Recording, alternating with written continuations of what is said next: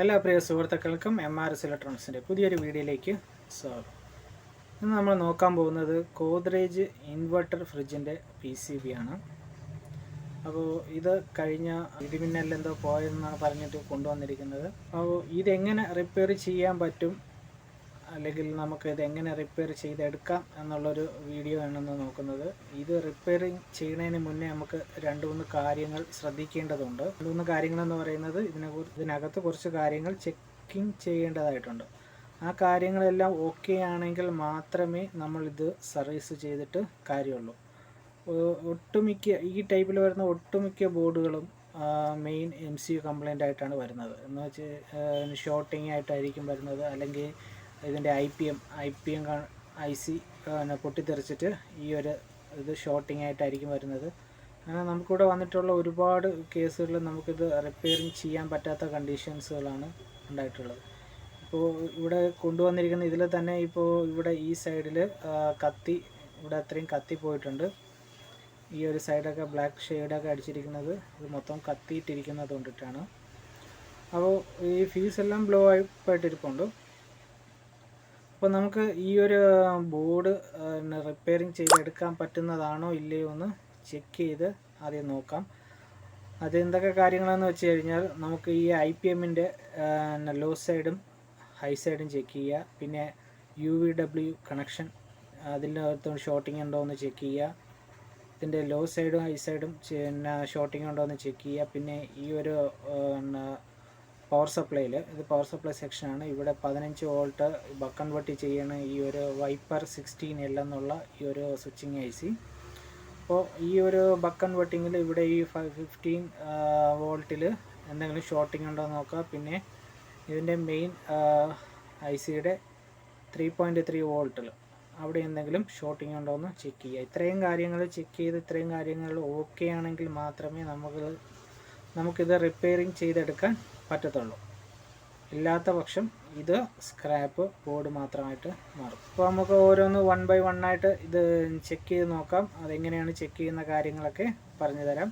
അതിനു മുന്നേ നിങ്ങൾ ആദ്യമായിട്ടാണ് എൻ്റെ ഈ ചാനൽ കാണുന്നതെന്നുണ്ടെങ്കിൽ മറക്കാതെ എൻ്റെ ചാനൽ സബ്സ്ക്രൈബ് ചെയ്യുക. കൂടെ ബെല്ലൈക്കനൂടെ അമർത്തുക. എങ്കിൽ മാത്രമേ ഞാനിടുന്ന ഇതുപോലുള്ള പുതിയ വീഡിയോസുകൾ നിങ്ങൾക്ക് അപ്ഡേറ്റ് ആയിട്ട് ലഭിക്കുകയുള്ളൂ. അപ്പോൾ നമ്മൾ ആദ്യം മൾട്ടിമീറ്റർ ബസർ മോഡിലാണ് എല്ലാ കാര്യങ്ങളും ചെക്ക് ചെയ്യാൻ. ബസർ മോഡിൽ ആദ്യം വോൾട്ടേജ് ഷോർട്ടിങ് ഉണ്ടോ എന്ന് ചെക്ക് ചെയ്ത് നോക്കാം. ഇപ്പോൾ ഞാൻ ഇത് മൾട്ടിമീറ്റർ ഇപ്പോൾ ബസർ മോഡിലാണ് കിടക്കുന്നത്. ഇനി നമുക്ക് ഇതിൻ്റെ 15 വോൾട്ട് 15 വോൾട്ടിൽ എന്തെങ്കിലും ഷോർട്ടിങ് ഉണ്ടോ ഇല്ലെന്ന് നോക്കാം. അതിന് വേണ്ടിയിട്ട് ഇവിടെ ഈ ഒരു ചെറിയ സെനർ ഡയോഡ് കണ്ടല്ലോ, ഈ ഒരു ചെറിയ സൈഡ് ഇതിൻ്റെ 2 വശത്തുമായിട്ട് ചെക്ക് ചെയ്ത് നോക്കിയാൽ ബസർ മോഡിൽ ചെക്ക് ചെയ്ത് നോക്കിക്കഴിഞ്ഞാൽ ഇവിടെ കിലോ ഓംസിലാണ് കാണിക്കുന്നത്. ഇവിടെ ബസർ എടുക്കുന്നില്ല. ഇനി ഇതിൻ്റെ 3.3 വോൾട്ടിൽ എന്തെങ്കിലും ഷോർട്ട് ഉണ്ടോ ഇല്ലയെന്ന് ചെക്ക് ചെയ്ത് നോക്കാം. അപ്പോൾ അവിടെയും നമുക്ക് ഷോർട്ടിങ് ഒന്നുമില്ല. അപ്പോൾ 15 വോൾട്ടും ഷോർട്ടിങ് ഇല്ല, നമ്മുടെ 3.3 വോൾട്ടും ഷോർട്ടിങ് ഇല്ല. ഇനി ചെക്ക് ചെയ്യേണ്ടത് ഇതിൻ്റെ UVW ആണ്. UVW നമ്മൾ ഡയോഡ് മോഡിലായിട്ടാണ് അതിൻ്റെ റീഡിങ് ചെക്ക് ചെയ്യുന്നത്. അതിന് വേണ്ടിയിട്ട് നമുക്ക് ഈ പോസിറ്റീവ് പ്രോബ് നമുക്ക് ഗ്രൗണ്ട് ചെയ്യുക. ഗ്രൗണ്ട് ചെയ്തതിന് ശേഷം 1 by 1 ആയിട്ട് ഇതിൽ 457 വരുന്നുണ്ട്. 457 ഈ മൂന്നും ഓക്കെയാണ്. അപ്പോൾ നമ്മൾ നെഗറ്റീവ് സൈഡിൽ നിന്നായിരുന്നു ആദ്യം നോക്കിയത് UVWൻ്റെ. ഇനി നമുക്കിതിൻ്റെ പോസിറ്റീവ് സൈഡിൽ നിന്നുള്ള ആ ഒരു കാര്യം കൂടെ നോക്കാം.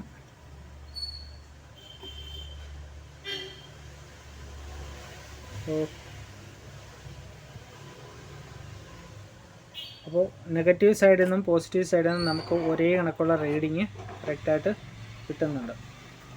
ഇനി നോക്കുന്നത് നമുക്ക് ഇതിൻ്റെ ലോ സൈഡും ഹൈ സൈഡുമാണ്. അപ്പോൾ ലോ സൈഡിൽ ഇത് ഓക്കെ, ഇത് ഓക്കെ 4-5. അത് കഴിഞ്ഞിട്ട് വരുന്നത് 10-11 6 7 8 9 10 11 593 507 ചെറിയൊരു വേരിയേഷൻ ഉണ്ട്. ഓക്കെ, അത് കഴിഞ്ഞിട്ട് അടുത്തത് 14 16.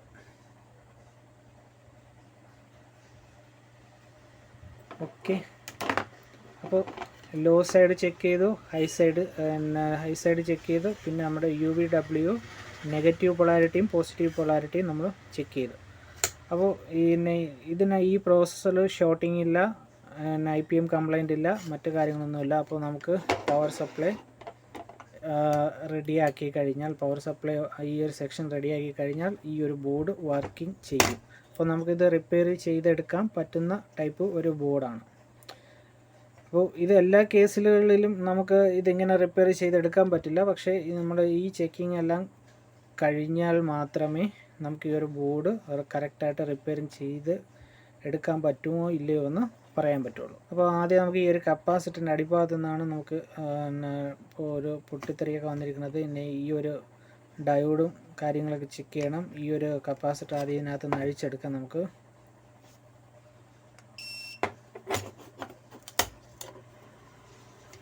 ഓക്കെ, ഞാനിപ്പോൾ ഒടിച്ചെടുക്കുകയാണ് ചെയ്തത്. ഈ കപ്പാസിറ്ററിൻ്റെ അടിഭാഗത്ത് നല്ല രീതിയിൽ ആർക്ക് ചെയ്തിട്ടുണ്ട്. ഓക്കെ, ഇവിടെ കണ്ടല്ലോ, ഈ നല്ല രീതിയിൽ അങ്ങോട്ടും ഇങ്ങോട്ടും ആർക്ക് ചെയ്തിട്ടാണ് ഈ ഒരു ഡാമേജ് സംഭവിച്ചിരിക്കുന്നത്.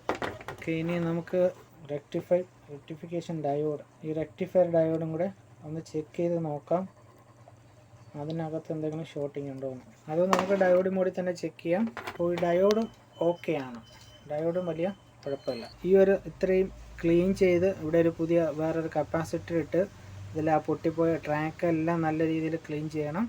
അപ്പോൾ അതൊക്കെ എല്ലാം ക്ലീൻ ചെയ്ത് ഇവിടെ ഇതൊക്കെ ഒന്ന് ക്ലിയർ ചെയ്ത് പുതിയ ഫ്യൂസ് ഇട്ട് ഈ ഒരു കപ്പാസിറ്റർ മാറ്റിയിട്ട് നമുക്ക് ഇതൊന്ന് ഓൺ ചെയ്ത് കംപ്രസർ വർക്ക് ചെയ്യുന്നുണ്ടോ ഇല്ലയോ എന്ന് നോക്കാം.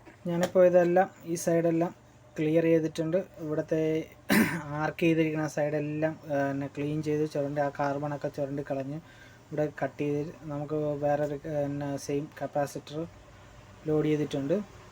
അപ്പോൾ അടിയിൽ ഈ പ്രിൻ്റ് പൊട്ടിപ്പോയിരിക്കുന്നത് കൊണ്ടിട്ടാണ്, പ്രിൻ്റ് നല്ല ഡാമേജസ് ഉള്ളതുകൊണ്ടാണ് ഞാൻ ഇവിടെ ഈ ജമ്പർ കൊടുത്ത് നെഗറ്റീവ് പോർട്ട് ജമ്പർ കൊടുത്തിട്ടുണ്ട്. ഇവിടുത്തെ ഈ ഒരു പോർട്ടിലും ജമ്പർ കൊടുത്തിട്ടുണ്ട്. കാര്യം നമുക്ക് ഈ ഒരു പവർ സപ്ലൈയുടെ സ്റ്റാൻഡ് ബൈ VCC സപ്ലൈ പോകുന്നത് ഇതുവഴിയാണ്, ഈ 3 റെസിസ്റ്റൻസ് വഴി. അപ്പോൾ അതിന് കണക്ഷൻ കൊടുക്കാൻ വേണ്ടിയിട്ട് ഇവിടെ ഒരു ജമ്പർ ഇട്ടിട്ടുണ്ട്. അത് പോസിറ്റീവ് സപ്ലൈ ആണ്. ഇത് നെഗറ്റീവ് സപ്ലൈക്കാണ് ഇങ്ങനെ ഒരു ജമ്പർ ഇവിടെ കൊടുത്തിരിക്കുന്നത്. ഓക്കെ, പിന്നെ ഇത് 3 ആംപിയറിൻ്റെ ഫ്യൂസും മാറിയിട്ടുണ്ട്, കപ്പാസിറ്റർ മാറിയിട്ടുണ്ട്. ഇനി ഈ ബോർഡ് നമുക്ക് കംപ്രസർ കണക്ഷൻ കൊടുത്ത് ഒന്ന് ചെക്ക് ചെയ്ത് നോക്കാം, അത് കറക്റ്റായിട്ട് ഈ ബോർഡ് വർക്ക് ചെയ്യുന്നുണ്ടോ ഇല്ലയോ എന്ന്.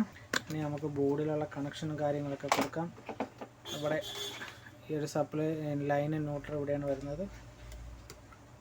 അപ്പോൾ ലൈൻ ആൻഡ് ന്യൂട്രൽ കൊടുത്തിട്ടുണ്ട്. ഇതിന് തെർമോസ്റ്റാറ്റോ സെൻസറോ കാര്യങ്ങളോ ഒന്നും തന്നെ ഉണ്ടാകത്തില്ല. കാര്യം ഇതിൽ സപ്ലൈ വന്നു കഴിഞ്ഞാൽ 2 സെക്കൻഡിൽ കംപ്രസർ സ്റ്റാർട്ടാക്കണം എന്നുള്ള ഒരു കൺസെപ്റ്റാണ് ഇതിനകത്തുള്ളത്. അപ്പോൾ അതിന് വേണ്ടിയിട്ട് പ്രത്യേകിച്ച് കാര്യങ്ങളൊന്നും ചെയ്യേണ്ടതില്ല. ഇത് ഓപ്പൺ കംപ്രസർ ആയതുകൊണ്ട് തന്നെ നമുക്ക് നല്ല രീതിയിലെല്ലാം കാണാൻ കഴിയും. അപ്പോൾ ഞാനിതിൽ പവർ കൊടുക്കുകയാണ്. ഇതിനകത്ത് പവർ ഇൻഡിക്കേഷനോ കാര്യങ്ങളോ ഒന്നും തന്നെ ഈ ബോർഡിൽ ഉണ്ടാകത്തില്ല. ജസ്റ്റ് നമുക്ക് ഇത് കംപ്രസർ എടുക്കുന്നത് മാത്രമേ അറിയാൻ പറ്റുള്ളൂ. ഓക്കെ, അപ്പോൾ പവർ ഓൺ ചെയ്യണേ.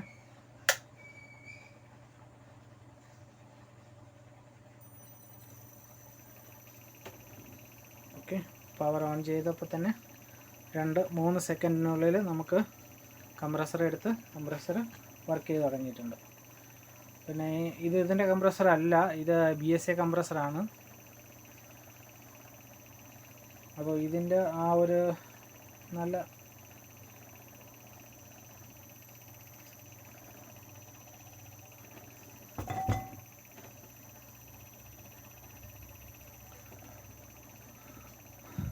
ഓക്കെ, ഇപ്പോൾ ഈ ബോർഡ് കറക്റ്റായിട്ട് റിക്കവറി ആയിട്ടുണ്ട്.